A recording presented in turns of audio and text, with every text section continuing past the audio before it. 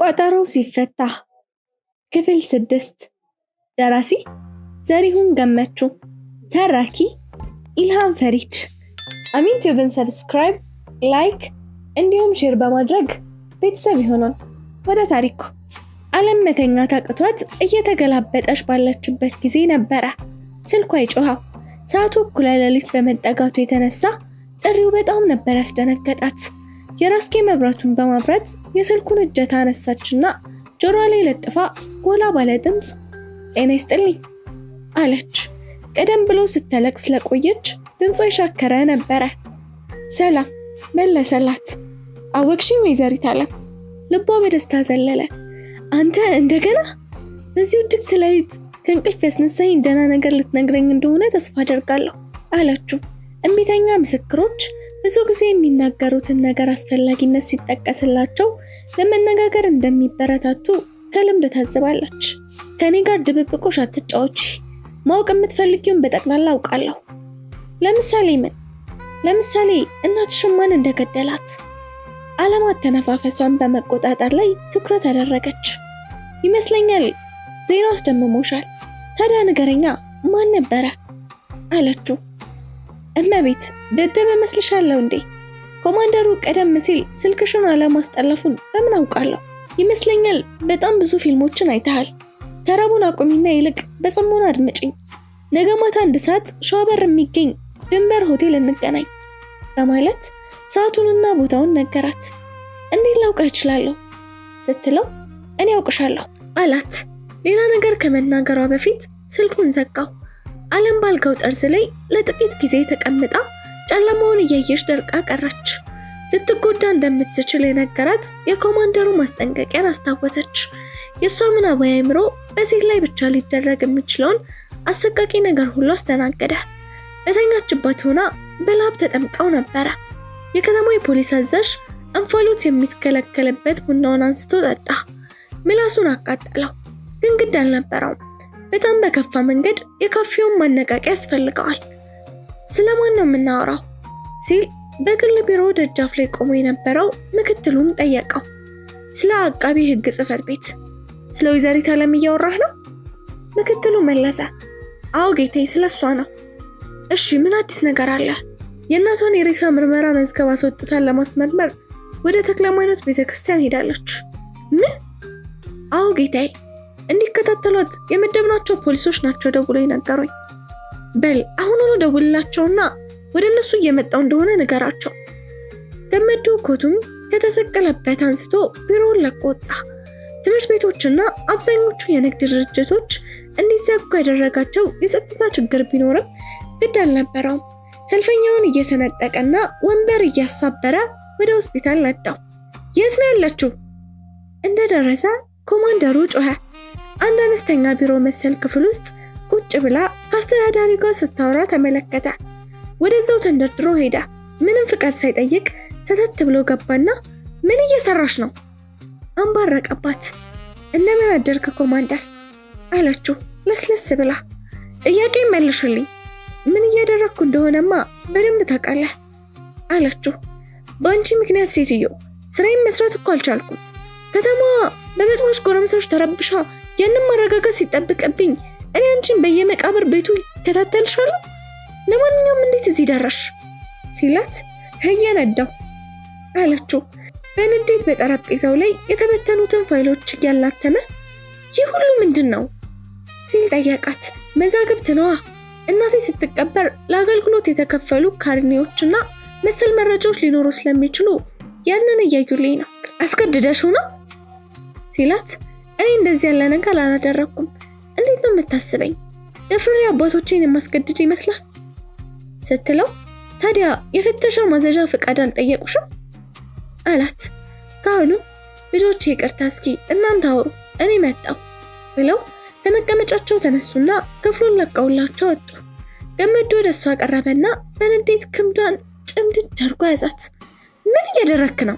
ቄሱን የሆነ ነገር ብዬ ከማስቀየሚ በፊት ቀጥ ብላሽ ቦታውን ለቀሽ ውጪ ሲላት ለምንድን ነው እንደዛ የምታደርገው አለችው። ነገርኩሽ እኮ አሁን ተከተለሽኝ ትሄጃለሽ ወይስ የማደርገውን ቆመሽ ተመለከቻለሽ ሲላት ትኩር ብላ አየችው። ፊቱ እንደ ተራራ ሰንሰለታማ ወጣ ገባ ነው። በአጭሩ ቋጥኝ ይመስላል። ነገር ግን እስካሁን ካጋጠማት በጣም ማራኪ ወንዶች ውስጥ አንዱ ነው። የእሷ ለሱ ያላት መስህብ ስነ ምግባር የጎደለውና ከዛም አልፎ እንዝላልነት እንደሆነ ታውቃለች። መጀመሪያ የእናቷ ፍቅረኛ ነበረ። ያንን በደንብ ታውቃለች። የሰሎሜ ሬሳ እንደተቃጠለ ነግሬሻለሁ። አንተና ዳኛው ጭንቅላታችሁን አንድ ላይ አድርጋችሁ እየሸጠራችሁ መሆኔን ማውቄ የተመቸ ይመስላል ስትለው ነገሮችን መገመት ያስደስትሻል ሲል ጠየቃት።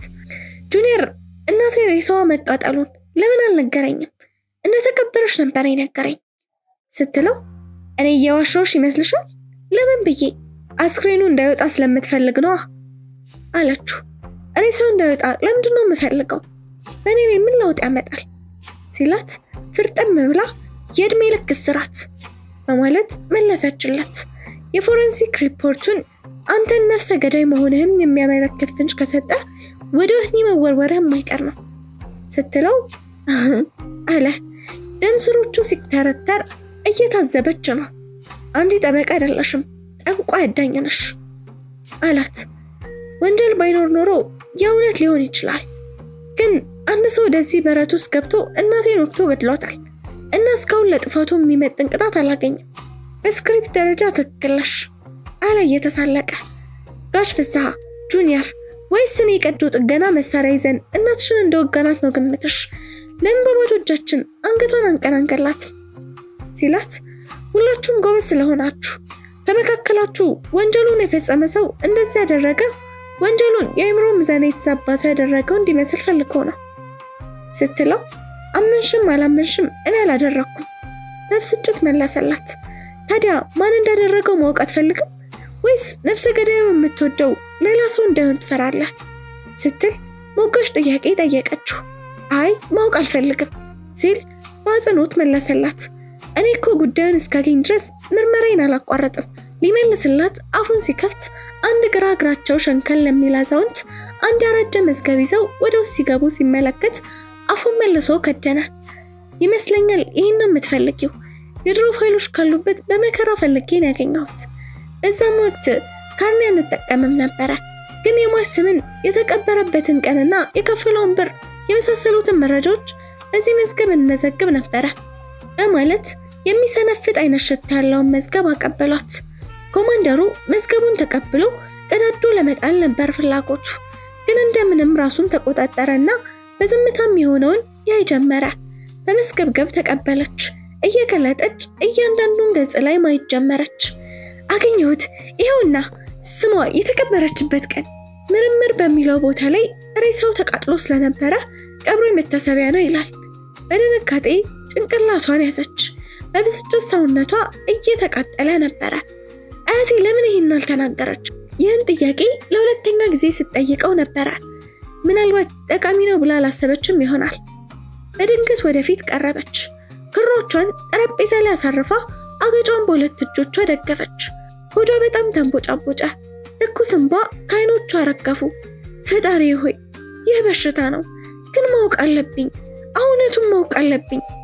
ትንሽ ትንፋሽ ከወሰደች በኋላ መዝገቡን እንደገና ከፈተችና የተለያዩ ቅጾችን ማገላበጥ ጀመረች።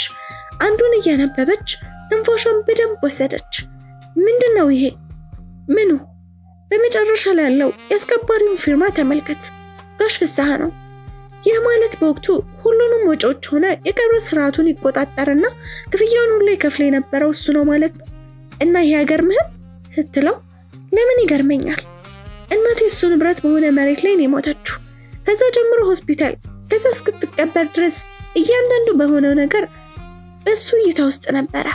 ወይ የሆነውን ነገር ሁሉ ያደረገው ራሱ ነው፣ ወይንም ደግሞ ማን ምን እንዳደረገ በትክክል ያውቃል። ምን አይነት ቆሻሻ ጭንቅላት ነው ያለሽ?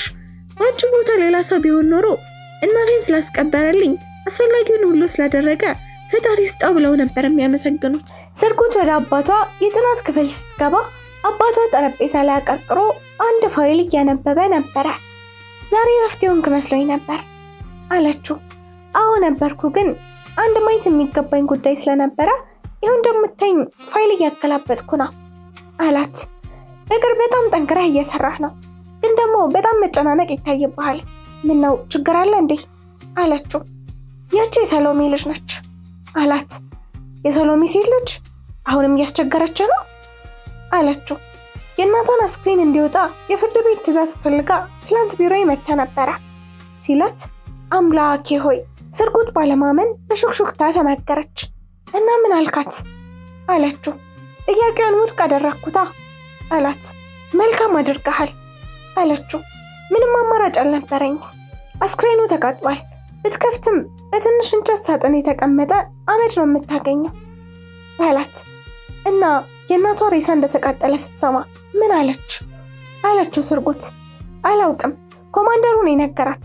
ሙሉ በሙሉ እንዳላመነች እገምታለሁ አለ።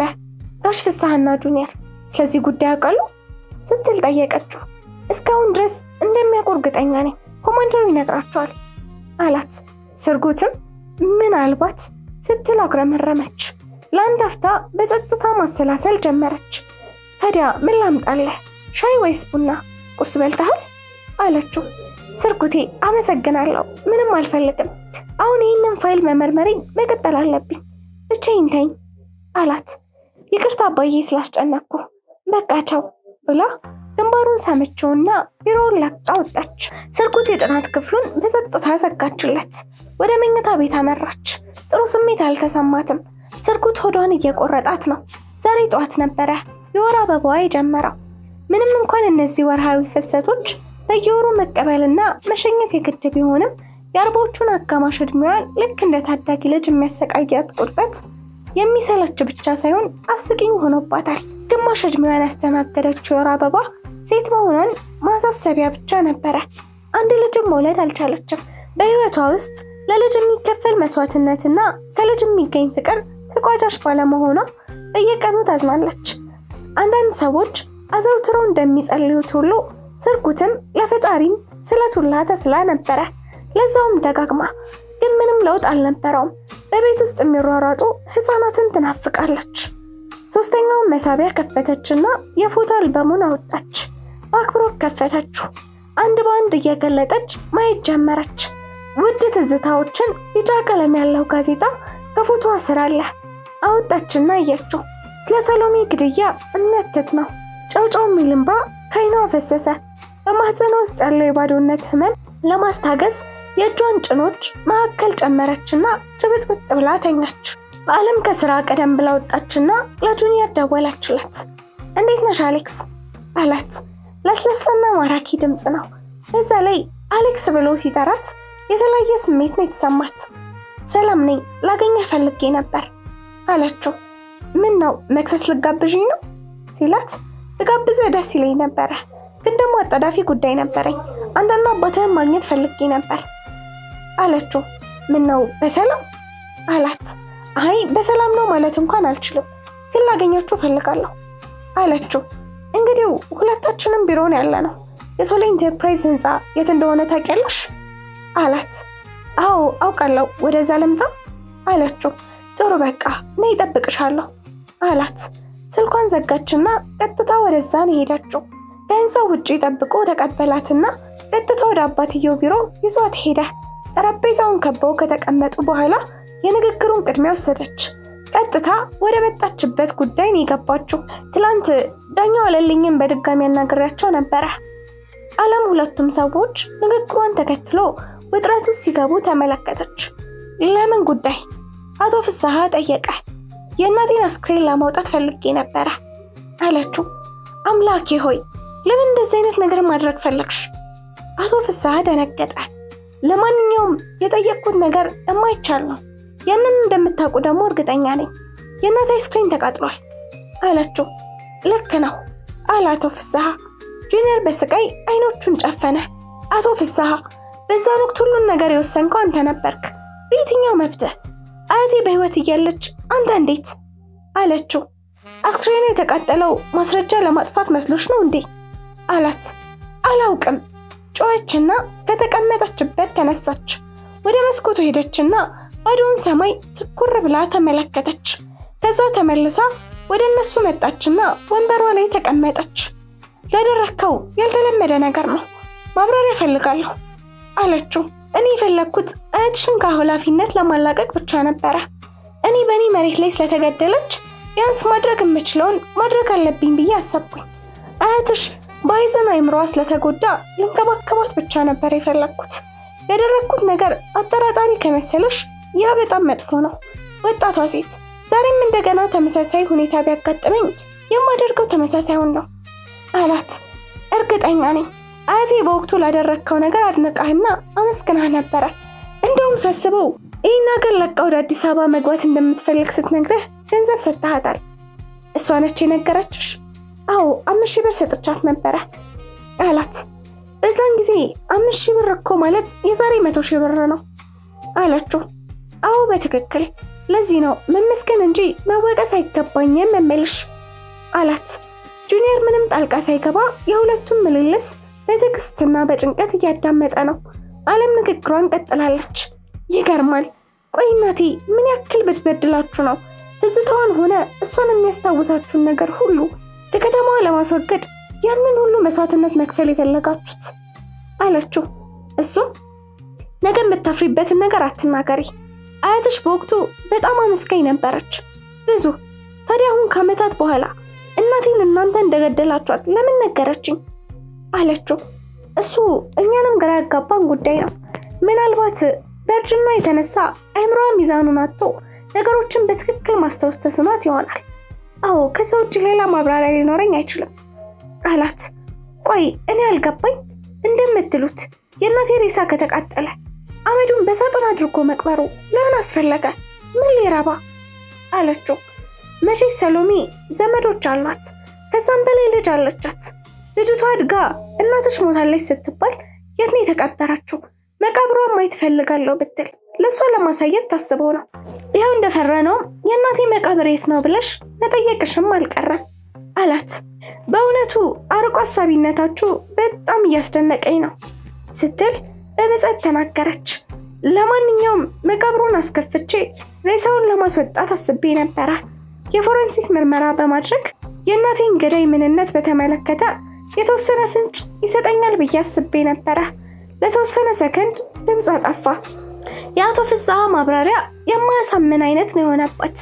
ሁሉንም የቀብር ወጪዎች መክፈል፣ ሁሉንም ዝግጅት ማድረግ፣ የሴት አያቷን ኃላፊነት መሸከምና የገንዘብ ስጦታ መስጠት። እርግጥ ያደረገው ነገር እንደ ሰሎሜ ልጁን ስትመለከት ውስጧን ጥሩ ስሜት እንዲሰማት አድርጓታል። እንደ አቃቤ ሕግ ግን የበለጠ እንድትጠራጠር አድርጓታል። ለጊዜው ከዛ በላይ ምንም የምታናግራቸው ነገር ስላልነበራት ተሰናብታቸው ወጣች። ጁኒየር ልሸኝሽ ብሎ ሲነሳ ቆይኔ ልሸኛት ብሎ አቶ ፍስሐ ተነሳና ከኋላዋ ተከተላት። አረ ችግር የለውም ነበር እኮ አለችው። ግድ የለም በዛው ምግሬ ላፍታታ ብዬ ነው። የሽማግሌ ሰውነት በቀላሉ ነው የሚተሳሰረው አላት። ኧረ አንተ ሽማግሌ ከልጅ የተሻለ ሞቃደምና የጋለ ፍላጎት የሚንተከተከብህ ጎረምሳ ነህ አለችው። በንግግሯ ከት ብሎ ሳቀና ለአነቃቂ አስተያየትሽ አመሰግናለሁ አላት። ምንም አይደል አለችው። ስለ አያትሽ መረጃ አለሽ ሲል ሌላ ያልጠበቀችውን ጥያቄ ጠየቃት። በየቀኑ ወደ ሐኪም ቤት ስልክ ደውላለሁ፣ ምንም ለውጥ እንደሌለ ነው የሚነግሩኝ። ሰሞኑን ብቅ ብዬ አያታለሁ ብያለሁ አለችው። ፈጣሪ ቀላሉን እንዲያደርግላቸው ምኞቴ ነው። የሆነ ነገር ከፈለግሽ ምንም ሳታቅማሚ ንገሪኝ። በዚህ ጊዜ ህንፃውን ለቀው ወጥተው ነበረ። ዓለም በመገረም በትኩረት ተመለከተችውና አቶ ፍስሐ ለምን ለኔ እንደዚህ ደግ ልትሆንልኝ ትሞክራለህ ስትል የገረማትን ጥያቄ ጠየቀችው። ስለምወድሽና በዋናነት በእናትሽ ምክንያት ነው። ማወቅ ያለብሽኛ ካንቺም እንደብቀው ምንም ነገር የለም አላት። ለማንኛውም አመሰግናለሁ ብላ ለመሰናበት እጇን ዘረጋች። ሲጨብጣት ተንጠራራችና ጉንጩን ስማ በዞ በቆመበት ወደ መኪናዋ ሄደች። ወደ ቢሮ ሲመለስ ልጁ ጁኒየር አሁንም ከመቀመጫው አልተንቀሳቀሰም ነበረ። ቀጥታ ወደ ወንበሩ ሄደና ተቀመጠ። ጁኒየር ከተቀመጠበት ተነሳና የቢሮውን በር ከውስጥ ዘጋውና ወደ ውስጠኛው ክፍል ገብቶ የመጠጥ ጠርሙስ ብርጭቆ ይዞ መጣና ቮድካ ለመጠጣት ዝግጁ ነህ አባ ሲል ጠየቀው።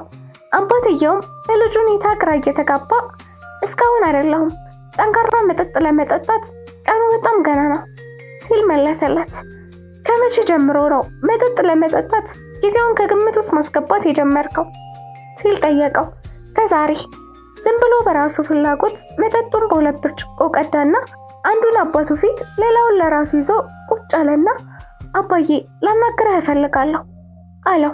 ስለምንድን ነው? ስለ ስራ እንደማይሆን ተስፋ አደርጋለሁ ሲለው አይደለም ስለ ዓለም ነው አለው። ስለ ዓለም ምን? አለ ፍስሐ። ወዴት እያመራች ነው? ይህን ጉዳይ እስከምን ድረስ ነው የምትቆፍረው አለው። የወንጀሉ ፍንጭ ላይ ለመድረስ በቁርጠኝነት እየሰራች ያለች ሴት ናት። ቆንጆ ሴት ብትሆንም ቸኮ ነገር ናት። ለስላሳ ትመስላለች፣ ነገር ግን አይደለችም። እሷ ጭቃ ሰብስቦ እንደያዘ ቡቲ ጫማ ከባድ ናት አለው። ጁኒየር በቁጭት ይህን አውቃለሁ አለ። ታውቃለህ፣ ግን ደግሞ እሷን ለማስቆም ምንም ነገር ስትሰራ አላየውህም። ምን እንዳደርግ ትፈልጋለህ? አለ ጁኒየር። በፍቅር አንበርክካት አለ አባት ፍስሐ። እንዴት አድርጌ? ልክ እንደ ጎረምሳ አፍቃሪ ወደ ፍርድ ቤት የምትሄድበት መንገድ በአበቦች፣ የቢሮዋን ጠረጴዛ በቸኮሌት ልሸፍነው? ለዛውም ገደብ ያለበት ፍቅር እንዴት ነው የሚሰራው? አለው። አዎ ማድረግ ያለብን ሁሉ አድርግ። ሰማለህ የኔ ልጅ፣ ጥሩ ህይወት አለህ። በየዓመቱ አዲስ ሞዴል መኪና ትነዳለህ። ትልቅ በአልማዝ ያሸበረቀ ሮሌክስ ሰዓት ታስራለህ። ረብጣ ብር እያስያዝክ ቁማር ትጫወታለህ። ግን ህይወት ማለት ያ ብቻ አይደለም። አሁን ትልቅ ሰው ነሃል። እያንዳንዱ እንቅስቃሴም የተለካ መሆን አለበት። አስብ፣ ለምርጫውም ከአንድ ዓመት ብዙም ያልበለጠ ጊዜ ነው የቀረህ አለው። ግን ዝም ብንላት የት ድረስ ትጓዛለች? አለ ጁኒየር። ምንም በተጨባጭ ልታቀርበው የምትችለው ማስረጃ የላትም። ይህን የምታውቅ ይመስለኛል።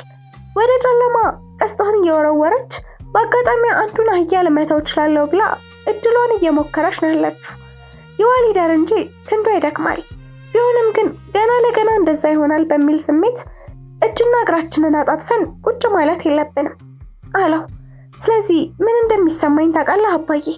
እንደዚህ አይነት ጩኸት አልወድም። ሴቶች በፍርድ ቤት ውስጥ ባይገቡ ጥሩ ነበረ ሲለው፣ ወዴት ታስቀምጣቸዋለህ? በእኝታ ክፍልህ?